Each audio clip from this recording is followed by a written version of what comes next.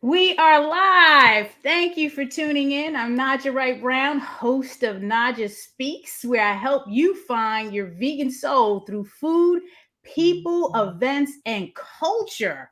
We're in the final days of Veganuary, so if you pledge to go vegan this month, or if you're already vegan, I'd like to know how your pledge is going or how you influence someone to go vegan.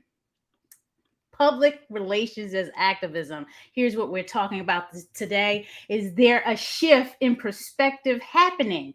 Here to talk to us more about it is Ryan Fletcher, a dedicated vegan and social justice activist of over 20 years. That's 2 decades. Founder and director of Movement Media and director of public relations for Dr. Bronner's, the soap and now chocolate maker. Welcome, Ryan. How are you doing today? I'm doing great. I'm really excited to be here. I thank you so much for having me. I'm a huge fan of your work, both Land of Kush and Black Veg Society and this show. And I've always enjoyed our conversations. So I'm happy to be having this one. Oh, thank you for taking the time out to be here because I know you're really busy. Public relations, please tell us, how did you get into it? What is the story?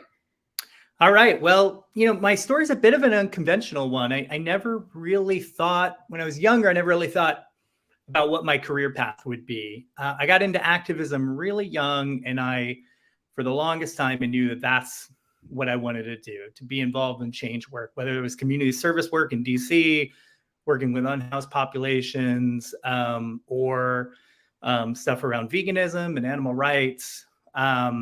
And then I ended up kind of falling into this career path, which was an outgrowth of various activist work I'd been doing since I was a teenager. And at the time, doing freelance communications work felt unconventional. And, now with the rise of startup economies and the gig economy and freelance stuff, it's, sometimes I feel like everybody I meet has their own little, consulting firm or whatever. Right. I first got into this. So I didn't think it was something I could actually do. And then a bunch of different opportunities presented themselves. So like I said, it kind of started when I was a teenager. I love music. DC has a really rich, robust, independent and punk rock music scene, and especially did when I was growing up. I got involved in that stuff, and that music was really politically engaged and socially conscious. So you couldn't go to a show to see a band without there being a table full of literature and information about things like veganism, animal rights, anti-war causes, human rights, how to combat local community issues, how to combat racism, sexism, et cetera. So I was just kind of exposed to a lot of this social consciousness. And that really led me to activism. And it got me started organizing first benefit concerts for organizations that need funds and resources, which is still a big part of my work today. And actually, one of the ways we met is through my philanthropy in the animal rights movement. And then I got into organizing protests. And with both of those things, there was an element of always needing to compel people to attend, educate people while they're there, be able to speak to the media about why you're doing these events and try to kind of elevate the platform for attention. And so I got drawn into that, and I got drawn into the communication side of things, and particularly how to talk about issues in a way that kind of breaks through status quo thinking, compels people to care, to change their mind or behavior, and ultimately to take action. And then in my early 20s, I got really involved in the global justice movement, which was this huge groundswell of activity around confronting corporate greed and international trade agreements and the ways they enforce global poverty and violate human rights, hurt the environment and animals. So all these issues like ending mass incarceration, reforming drug policy, combating police brutality, again, racism, sexism, homophobia, were all sort of bound up in this movement. And then 9/11 happened. And then a new anti-war movement emerged around the opposition to the wars in Iraq and Afghanistan. And so in DC, it was a big hub for movements coming together and regular protests. And just as a volunteer, as a local grassroots activist, I was involved in a lot of this organizing of these events. And again, drawn to the communication side. And the more communications work I did on this, the more I met other folks in other organizations that were kind of in need of communication support. And the professional side of it began when me and a group of friends realized that it was only particularly big nonprofits and NGOs that actually had access to like real dedicated communication strategy work. And so we had the idea of having a PR firm that could be hired by a group with a fraction of the budget of a group that normally has a PR firm. And so we started this media collective that was really, really focused on giving ourselves a way to earn some income without, having to do jobs outside of what we were really passionate about. So at the time, we'd do our activism and then we'd have like a dog walking job or, work at a coffee shop or whatever. But having to kind of split your attention like that makes you kind of less effective. So we had to figure out like, okay, well, how can we make some money and still be committed to the causes we did? So this thing was called Mintwood Media Collective. And we started that in around 2000. And I did that for about 13 years. And that was my first business.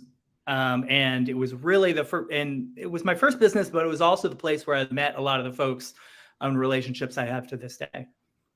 So you have you founded Movement Media. So did that grow into Movement Media? Is that the Movement Media? So I was a part of this thing called Mintwood Media, and it was an employee owned and run operation. So it was worker owned. And so the idea was kind of equal pay, equal say. There's about 4 or 5 of us, and we would all bring our own clients, and then we'd pool the money, cover expenses, kind of split what was left. And it was really a way to kind of challenge typical economies and try to have a flatter power structure around the way decisions were made and things like that. Around 2013, the collective has sort of dwindled down to just 2 of us, and we've kind of found ourselves running more of just a traditional, 2-person business. And we had also felt like we had kind of taken it as far as we could go as that entity. And my business partner at the time wanted to move into policy work. He's done a lot of incredible stuff around ballot initiatives, helping to legalize cannabis in DC, work around the minimum wage. So he really went into that. I was really passionate about continuing the communication strategy work.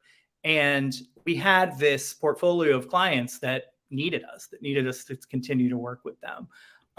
Particularly Dr. Bronner's, but also Fair World Project, a lot of folks in the natural products industry.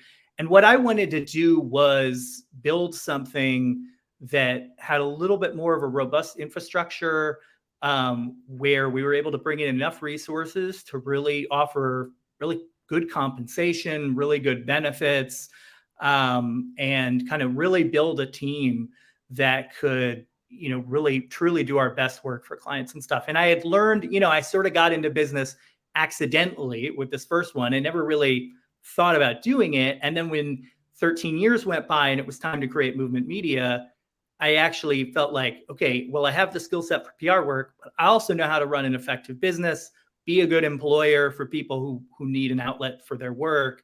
And so we were really set up to start this. And so our mantra as a business is we are activists at heart and publicists by trade.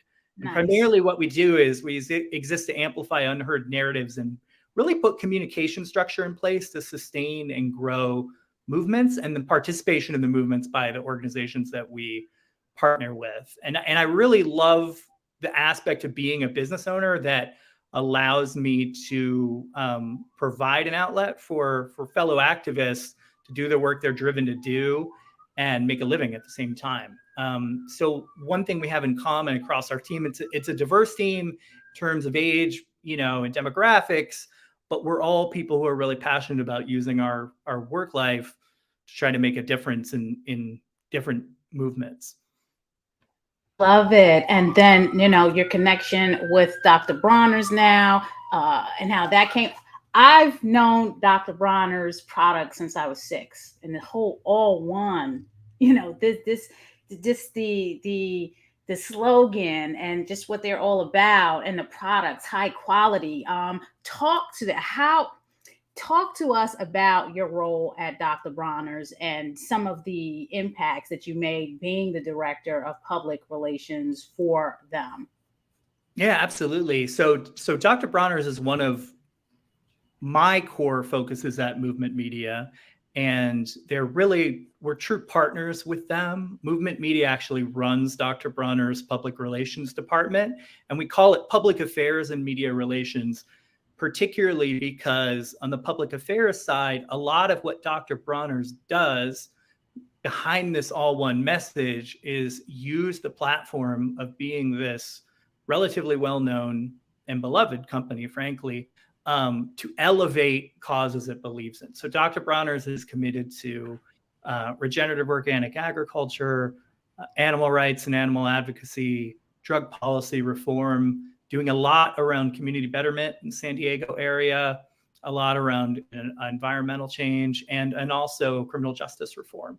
Those are some of the core issues the company works on, and it has a business structure that allows it to put a lot of resources into social movements. So there's a salary cap at the company. One of the main priorities of the company is that the supply chain is organized in a way that seeks to elevate all the people involved in the supply chain and also the workforce by offering really strong benefits, including full health care, which is company paid and relatively unheard of in the United States, a place that does not offer healthcare to its citizens, unlike most of the rest of the world. And so Dr. Bronner's also has this salary cap of 5-to-1. And the 5-to-1 means that no executive will get paid more than 5 times the lowest paid fully invested employee. And so with the resources that it has from that sort of social vision of social equity, it's able to dedicate basically everything that's not needed for business development to all those causes I mentioned. And so the PR work that we do is largely oriented around, to some extent, promoting products, because you got to do that, right? But mostly what we do is we try to create partnerships with on-the-ground activists who are doing work, help share resources with them, and then promote those causes. So a lot of times we'll put those causes on our label. We've done a lot around the subject of mental health. So we did these Heal Soul special labels. We've done a Heal Earth special label. We have one that says End Factory Farming on it. And so, I should also mention it's Dr. Bronner's 75th anniversary this year. So the company was created in 1948. Happy anniversary. Yes. Yeah. So the company was created by Emanuel Bronner, whose grandsons run the company to this day. And Emanuel Bronner's whole thing was this all one message, right? He called it the moral ABC. And it's the thousands of words that you see on the label of Dr. Bronner's bottle. And so part of the big challenge of the company is how to take all the words that are on the bottle and figure out how to really actualize them in our spheres of influence. So we're actually, you might say walking the talk. And a lot of that relates back to the kind of public relations work that both Dr. Bronner's prioritizes and that I sort of specialize in. So, and Dr. Bronner's, we met these folks through Midwood Media back in 2002.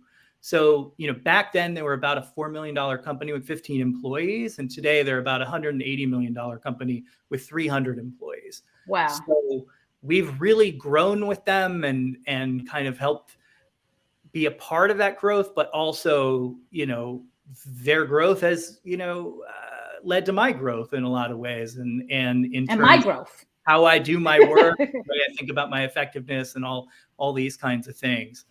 So it's a great relationship and a really beautiful company. And I think that one of the things now that we try to do with the company more established is put it out there as a model and hope other companies can kind of look at some of the ways that Dr. Bronner's operates and, and seek to kind of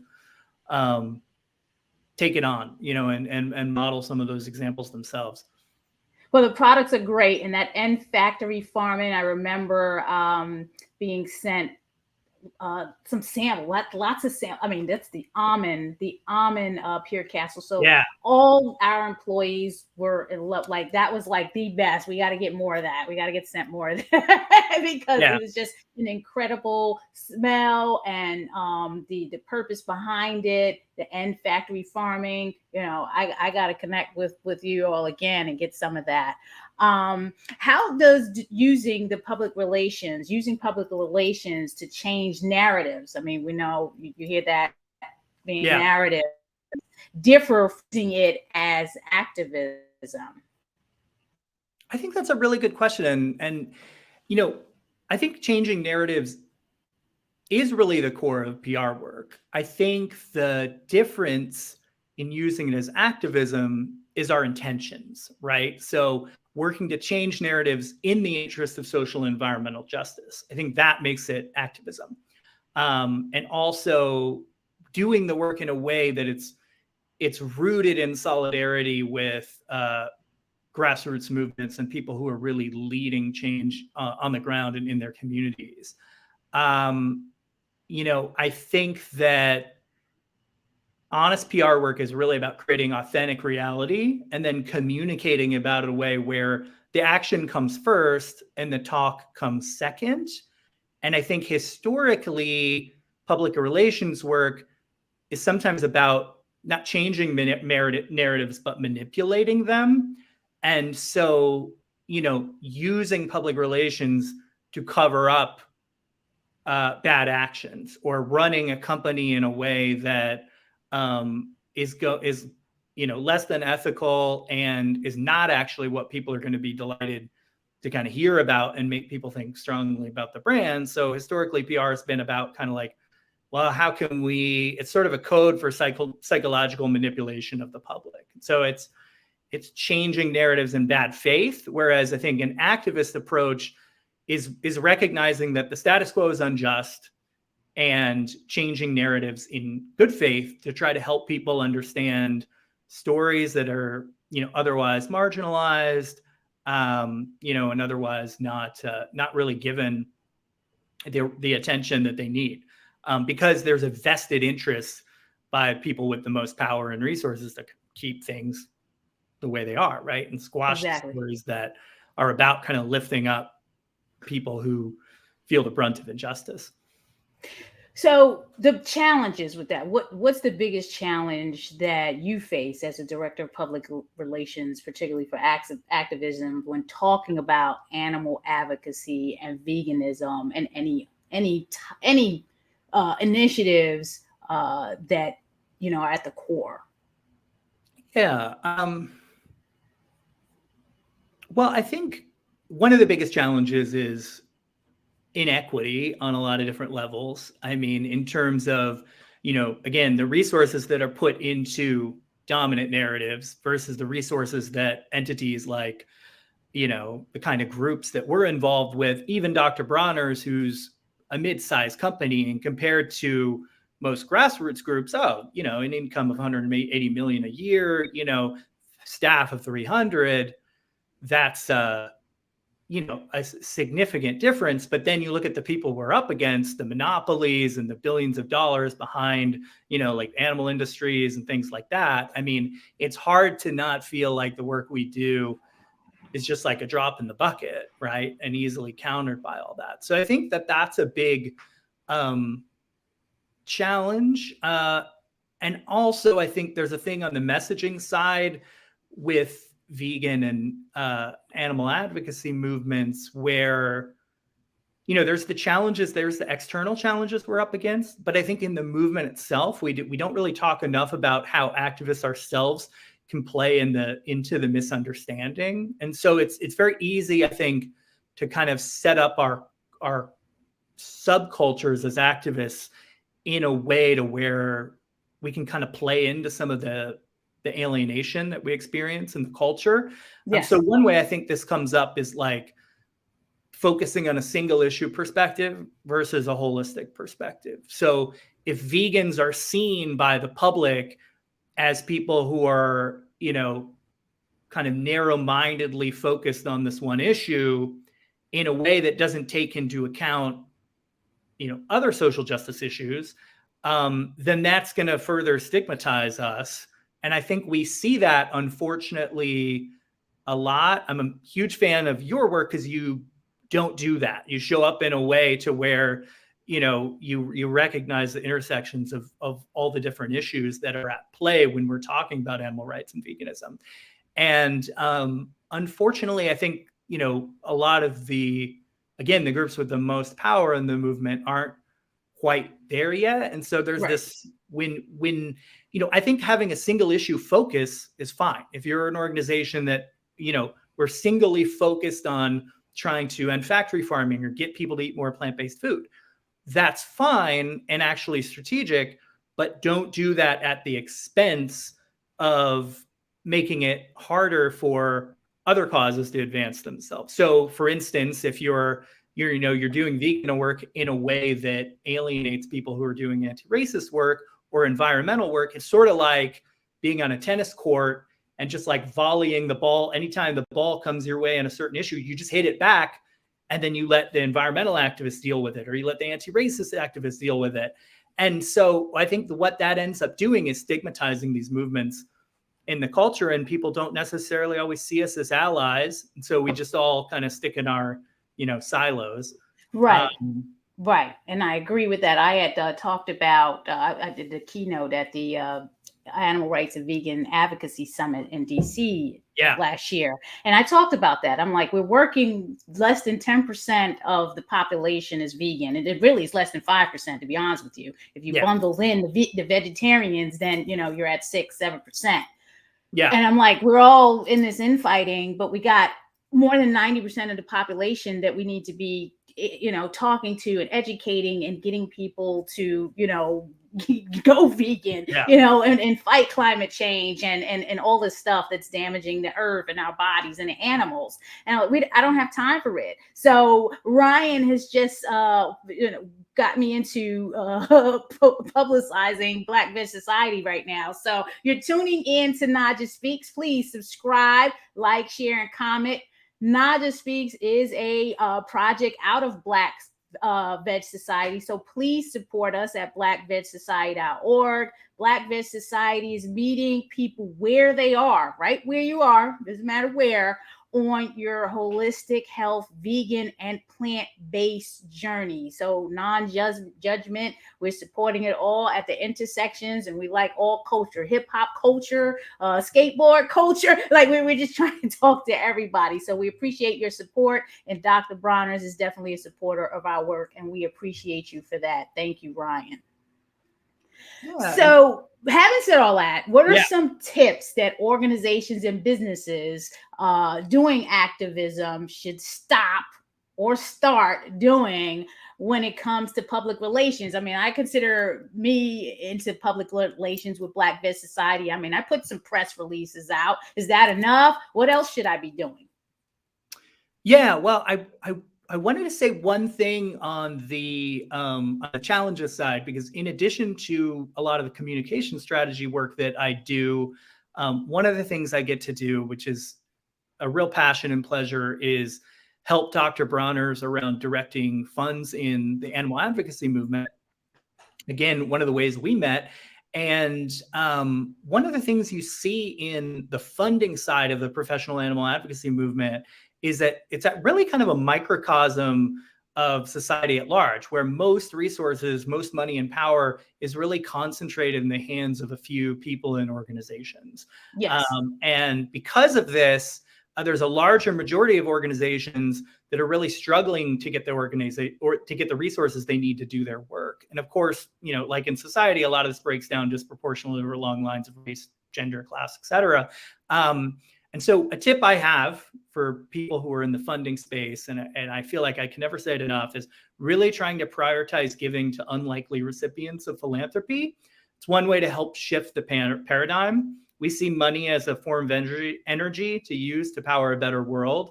Yes. We need to take great care of it, to not waste it or misspend it.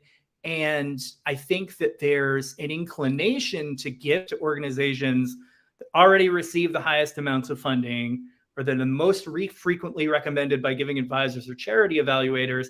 And those aren't actually the groups that need the money the most or that can do the most good with it, because there is a ceiling in our movement right now on how much you can really do with an amount of money. Right. So I think there's a lot of a small group of overfunded organizations and a really big group of underfunded organizations. And I think that is that's the thing that's kind of on my mind about how we can build stronger movements through viewing funding in terms of more equitable distribution of resources. On the communication side, I think that I think one main tip that I have for folks is that it's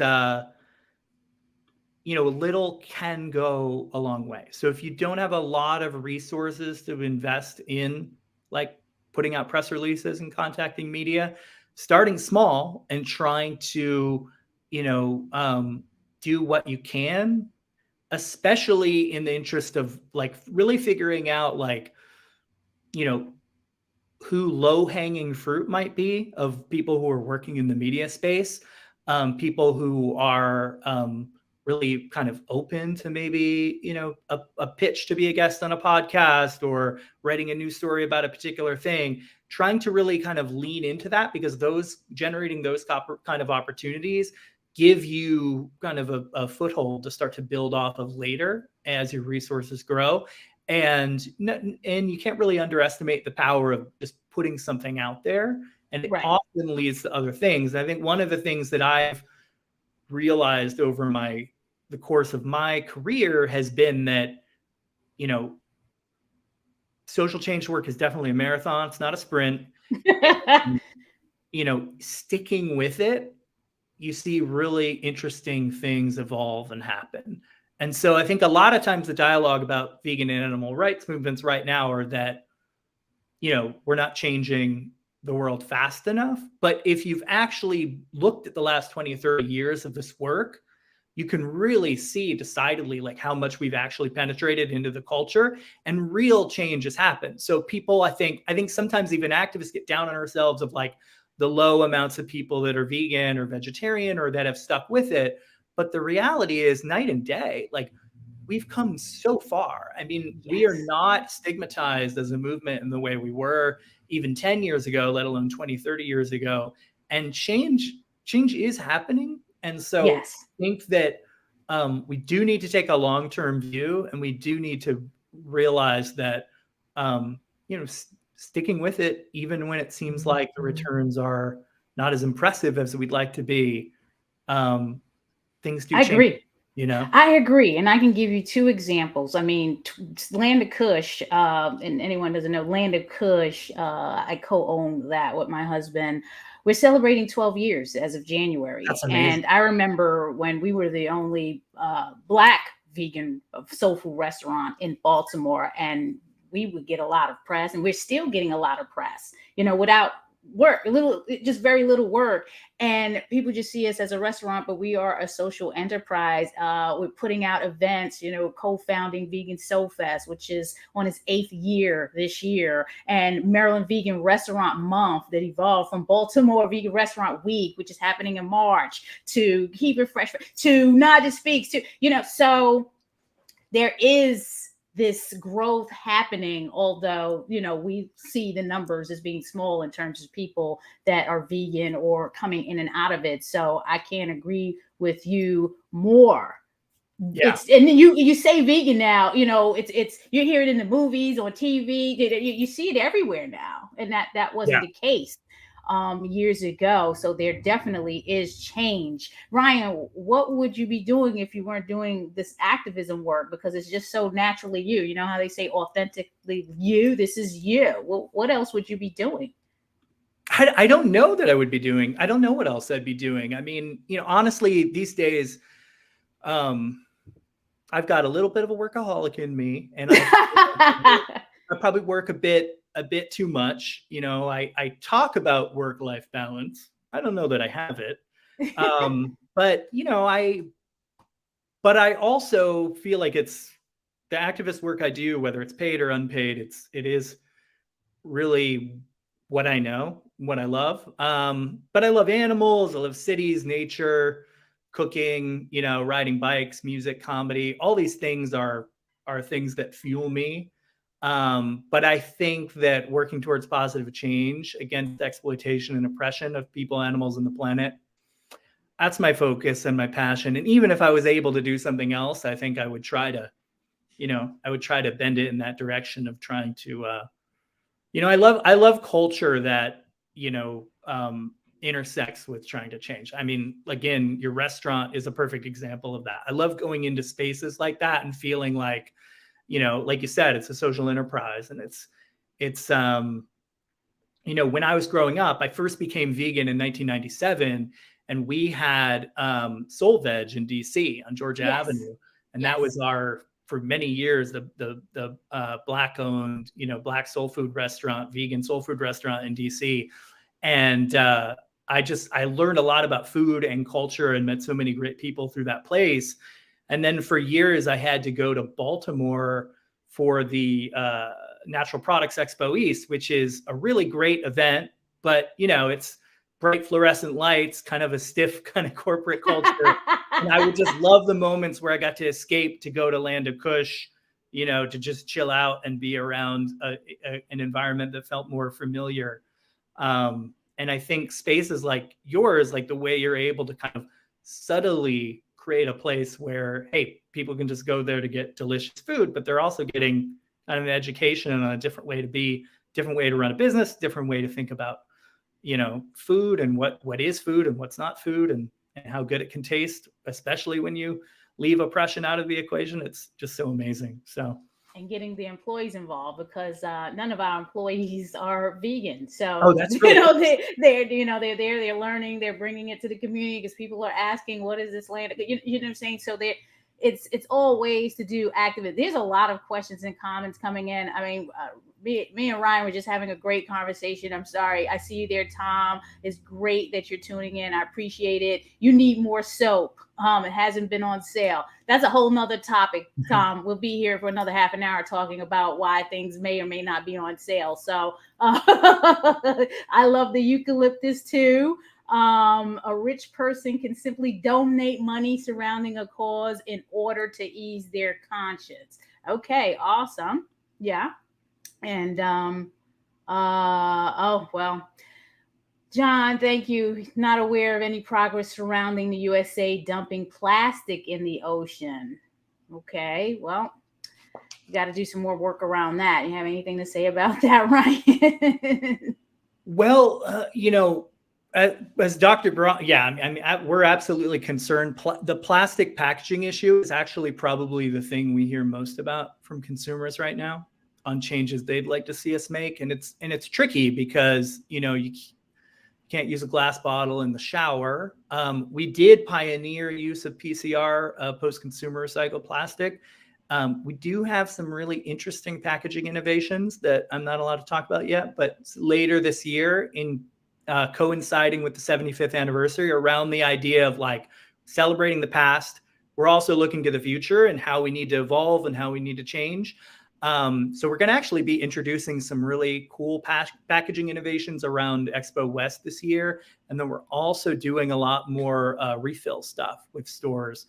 It's funny because in the like between the 60s, 80s, 90s, refill of soap in co-ops was like a really big deal. And then it sort of fell by the wayside. And now we're trying to figure out, more and more people are interested in that, how to bring it back. So that's, that's a small way we can help the plastic dumping issue. So awesome.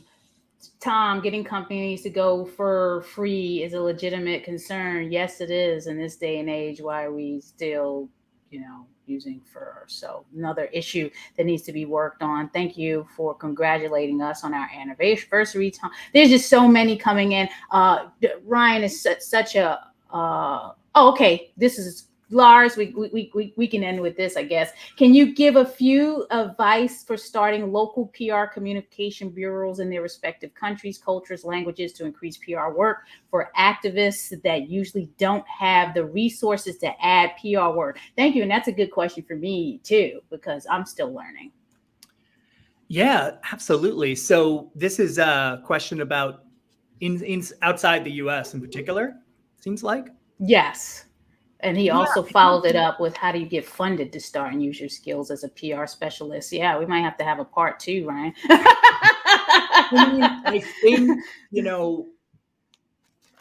one of the ways that I've got involved in this work, and I think is really sweat equity in terms of funding and doing the work, being willing to kind of work for free, which is, it's a kind of a controversial topic in the freelance world, that people shouldn't be expected to work for free. And I think that's true. Big corporations shouldn't expect people to work for free. But when you're an activist, having that grind and that kind of hustle to work for a bigger cause than money can actually give you the foothold to eventually make money off it. And I also think connecting with local media activists, in most places these days, there's always somebody else kind of doing the work that you might be interested in doing yourself, or doing more of, or doing in a different angle. So I think just reaching out, networking, meeting other folks is a great way to get going. And if you have a true vision and plan for something, the more people you meet, the more you kind of put out the ideas. There may be companies like Dr. Bronner's that are a little more resourced and that are actually willing to work with somebody who's like-minded. Because a lot of the PR firms, again, that are out there, I mean, we search for PR firms around the world all the time, and we have some great partners, but it takes a lot of digging to find people who think about doing PR as kind of, honest and authentic narratives versus the sort of, well, how can you do one thing and then tell the public the other, which again is like the most of PR. And so it's challenging. We definitely need more companies like that. So hope that helps, but good luck in those endeavors. Yeah. This will be the last one because it has to do with Dr. Bronner's. Thanks for tuning in, Bernadette. I usually buy your soaps by the gallon jug, getting hard to find. Any suggestions on where these might be available? We hear that a lot. I think right now we're actually started. I just saw an Instagram post yesterday from our social media team that I think we're selling the gallon jugs online now. But local co-ops usually stock the bigger sizes. So that's a place to look, like local old school health food stores. I think maybe even Mom's Market in the DMV region. But yeah, the drbronner.com website is going to be offering more of the bigger sizes too. So check there. Thank you for that, Ryan. Ryan, how best can we connect with you? All one, everybody. Please thank Ryan for being here. We appreciate you. All one, Dr. Bronner's, Movement Media, Public Relations as Activism. How can we connect with you again? Yeah, absolutely. So a couple things. We are movementmedia.com. It's the Movement Media website. drbronner.com is the Dr. Bronner website. At Dr. Bronner on all the social media channels. Those are the best places. I do some writing about the vegan movement and philanthropy analysis on Medium. So searching something like Ryan Fletcher vegan Medium, you'll probably find those articles. And I also just want to do a shout out to the In Context podcast from the LGBTQ-led Vine Sanctuary. They're talking about, it's a really similar to this show. It's just an amazing outlet for discussions with different kinds of activists working on intersectional perspectives. So I very much, that's hosted by Patrice Jones. We're big supporters of Vine. And then, I also want to note that the Stray Dog Institute is putting out some great writing on concepts like trust-based philanthropy, which really complements some of these ideas about trying to get resources in the hands of folks who are have less access to them. So they're another great resource to check out. But definitely check out all the Dr. Bronner Movement Media stuff. Thank you again for this opportunity. Again, I always enjoy talking to you, and this has been really great way to kick off this Thursday. So thank you. Thank you, Ryan. Thanks, everyone, for tuning in. Again, NaijhaSpeaks.com. If you're watching the replay, please share, like, comment, subscribe. Tune in Thursdays at 11. That's when we go live. Have a great one and stay blessed. Bye-bye.